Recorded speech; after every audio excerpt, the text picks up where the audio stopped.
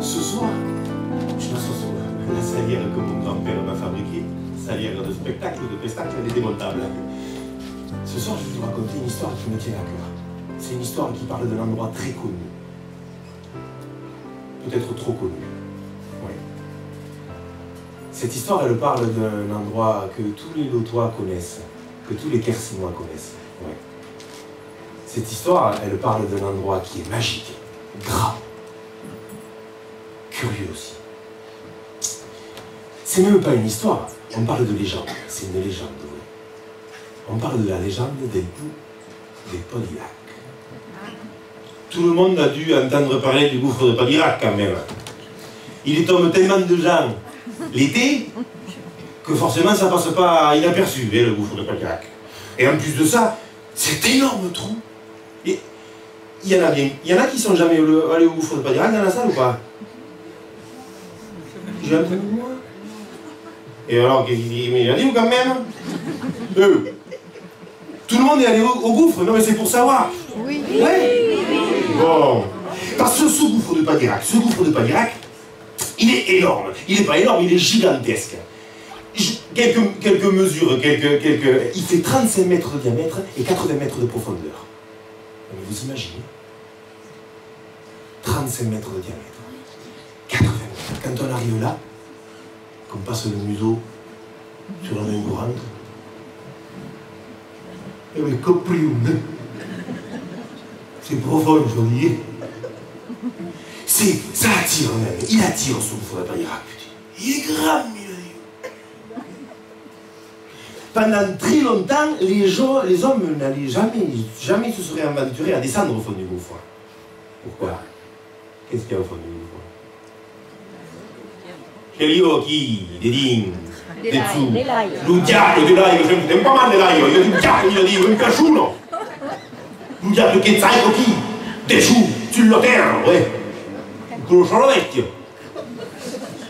Ben, jamais au grand jamais on serait descendu au fond du gouffre, ça va pas non? Fallait être fêlé pour descendre au fond du gouffre. Il y en a un qui est descendu au fond du gouffre, un des premiers Paris, un des premiers, ouais. Ce type, il s'appelle Édouard Alfred. Il s'appelait, il est peut-être pas mort encore, mais je crois qu'il est mort, Édouard Alfred Martel. Ouais, le père de la spéléologie. La spéléologie, c'est un mot compliqué pour dire qu'on va dans des trous. Ce type, il en avait dit.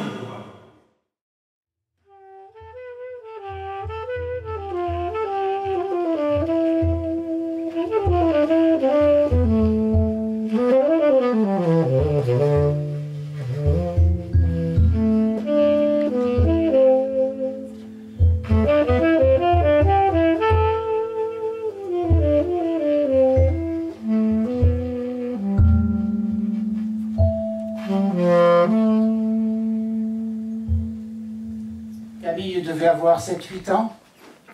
Noël approchait. Et cette veille de Noël, Dieu avait bien fait les choses. Il avait saupoudré collines et vallées d'une belle couche de neige. Le soir, quand la nuit est tombée, le silence s'est installé sur la vallée, et là-haut, sur le plateau, la petite maison fumait à la clarté de la pleine lune. Quand on poussait la porte, s'échappait dans les chantes effluves. Ben oui, la vieille dans le coin était en train de préparer les rissoles de Noël. Tiens, regarde. Ah, la serveuse est pleine. Elle est pleine, hein. Attends.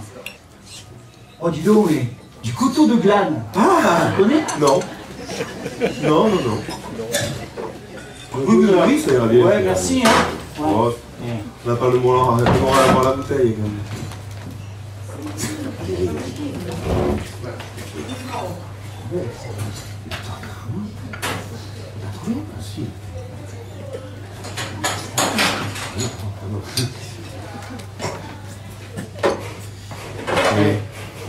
Et voilà. La vôtre, hein. Au vieux. Jean-Marc, c'est bien du glane, hein. Et c'est du bon, hein. Au vieux. Surtout. Tu les as connus, toi, depuis longtemps? un peu longtemps, tu sais. Je crois que je les ai toujours connus vieux. Ouais, J'ai toujours les ai vus vieux, ces vieux, moi. Ouais. Tiens, d'ailleurs, à ce propos, on les appelait toujours le vieux et la vieille.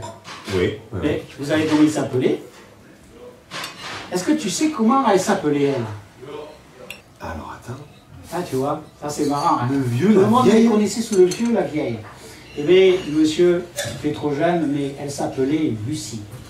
Et je peux te dire que quand elle était jeune, bon, la serveuse, elle est mignonne, c'est vrai. Ouais, Mais rigole, Lucie, c'était un canon. non, attends. La vieille. Ah oui, oui, oui. Ah ben oui, quand tu l'as connue vieille, évidemment, elle avait l'air d'une sorcière, toute ratatinée. Mais bon, on change, hein. À ce point, quand même. Oui, ça peut-être, ça t'arrive, hein. Enfin, bon, tout. Et non seulement elle était belle, Ouais. mais en plus, tu aurais entendu sa voix quand elle chantait.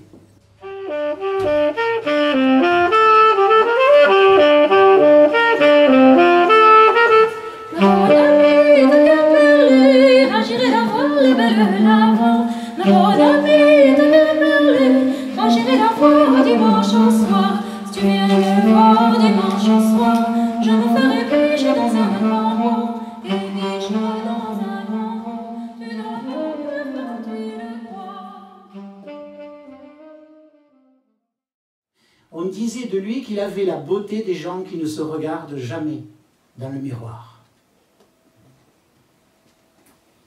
Camille a vécu là, avec son potager, sa vigne, et pour subsister, il est devenu braconnier.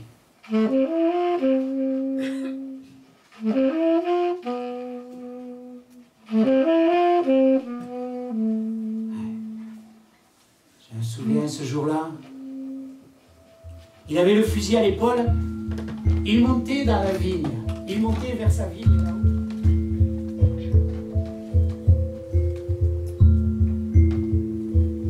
Je me souviens de ma vie d'autrefois comme d'un songe étranger. D'oiseaux laissant glisser la neige de leurs ailes gelées, de chacun de mes pas allant à leur rencontre, de leur absence, du silence. Je me souviens de mon haleine bleue et de l'hostilité de l'eau. Je me souviens avoir quitté ma vie comme un autre manteau. Je me souviens à peine.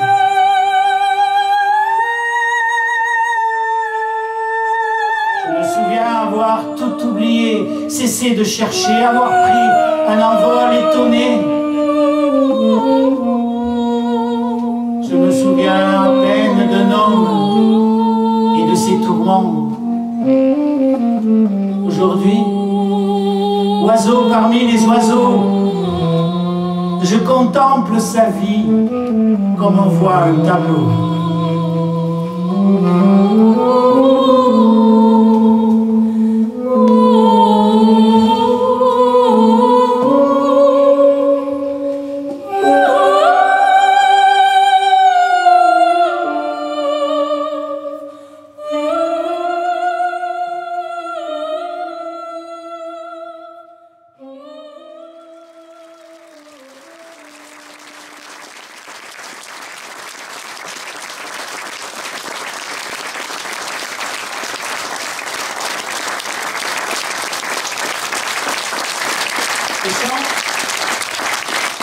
Paul Campan.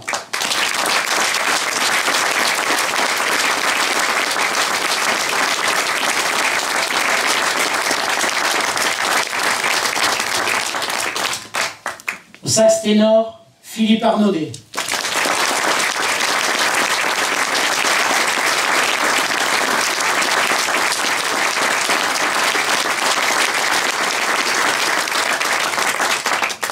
À la tchatch, à l'écriture, au conte, Michel Gallaré.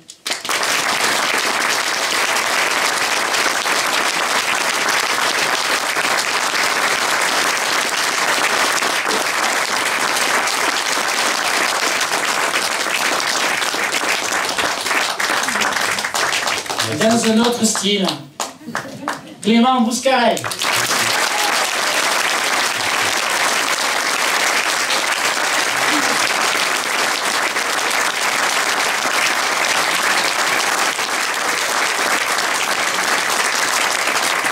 Alors on a des gens qu'il faut absolument remercier, tellement ils ont été merveilleux.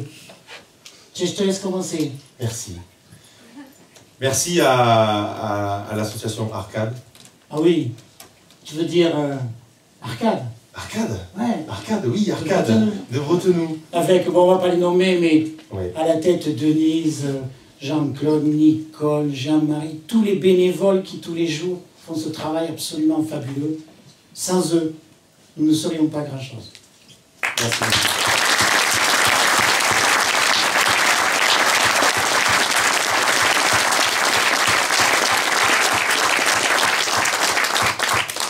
Les deux là-bas. Oui, les deux. Comment il s'appelle? Ah, la dame est très jolie. Ah, s'il vous plaît, allô. Allô. Alors là, il y a une interruption momentanée de l'image. Le barbu, Le barbu, c'est le vieux. celui-là, Celui qu'on appelait le vieux, tu sais. Ah, Jean et Lucie. Jean et Lucie.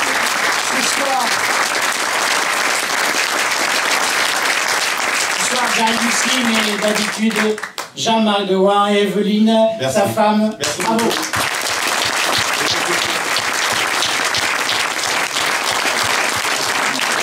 Une mention un peu spéciale pour l'artificier Jean-Claude Bouscatel qui nous a tiré un superbe feu d'artifice.